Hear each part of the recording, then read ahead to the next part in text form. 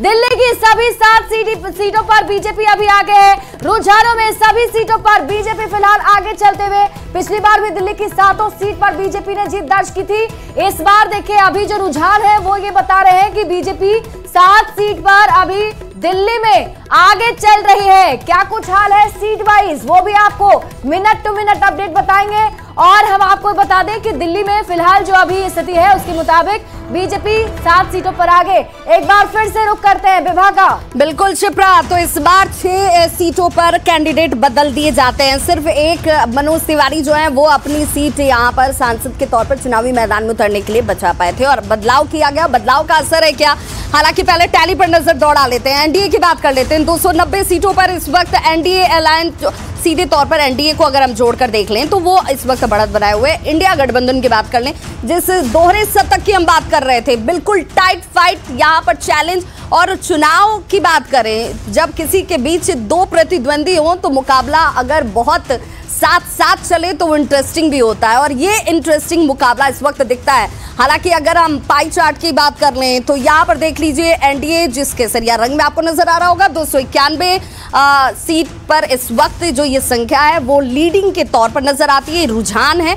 INDI की बात कर ले 208 सीटों पर इस वक्त उसने भी रुझानों में अपनी बढ़त बनाकर रखी है और अदर्स 20 सीटों पर इस वक्त रुझानों में बढ़त बनाए हुए है।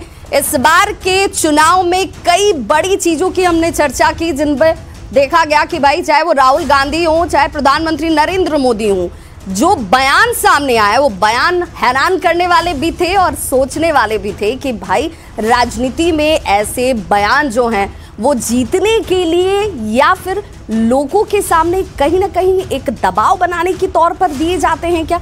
इस पर भी चिंतन करने की जरूरत है। और यहाँ पर जब हम बीजेपी की बात करते हैं, झारखंड में अपने अलायंस के साथ 11 सीटों पर वो इस वक्त लीड कर रही है। कांग्रेस अपने अलायंस पार्टी के साथ 3 सीटों पर 14 की 14 सीटों के रुझान इस वक्त आपके टीवी स्क्रीन पर हैं।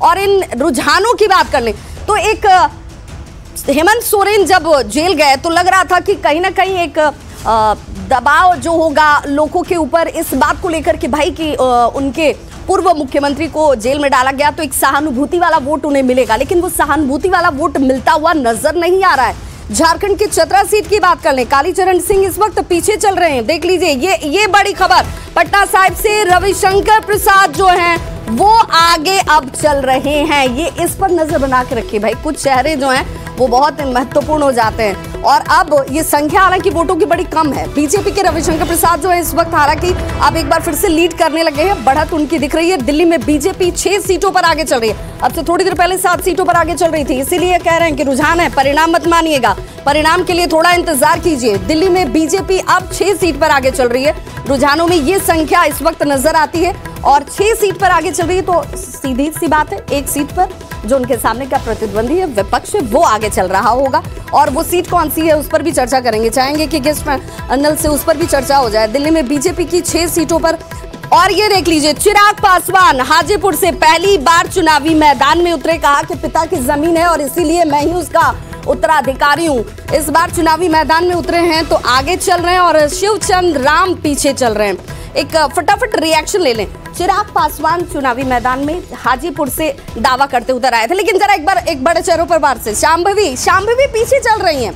ये आपको जानकर थोड़ा सा ये लगेगा कि भाई शांभवी चौधरी अशोक चौधरी की बेटी हैं, पहली बार चुनावी मैदान में उतरी हैं। सनी हजारी से इस वक्त वो पीछे चल रही हैं, कांग्रेस के कैंडिडेट सनी हजारी, और शांभवी पीछे चल रही हैं। सबसे युवा कैंडिडेट के तौर पर इन्हें देखा जा रहा है। और चलिए बड़ी खबर के लिए सीधे रुख कर लेते हैं सहयोगी शिप्रा का। बिल्कुल विभाग, बड़ी खबर सामने आ रही है। बड़ी खबर दर्शकों को इस वक्त बता दें, पटना साहिब से रविशंकर प्रसाद आगे चल रहे हैं। बीजेपी कैंडिडेट रविशंकर प्रसाद पटना साहिब से बढ़त लगातार बनाए हुए 2500 वोट से रविशंकर प्रसाद फिलहाल आगे चलते हुए। तो बड़ी खबर दर्शकों को बता दें। और अब देखिए वोटों का अंतर भी सामने आ चुका है। पश्चिम चंपारण से बीजेपी आगे, बीजेपी के संजय जायसवाल जो इस बार सांसद भी हैं और इस बार चुनावी मैदान में भी है, 11,500 वोटों से आगे चल रहे हैं संजय जायसवाल बीजेपी के प्रत्याशी।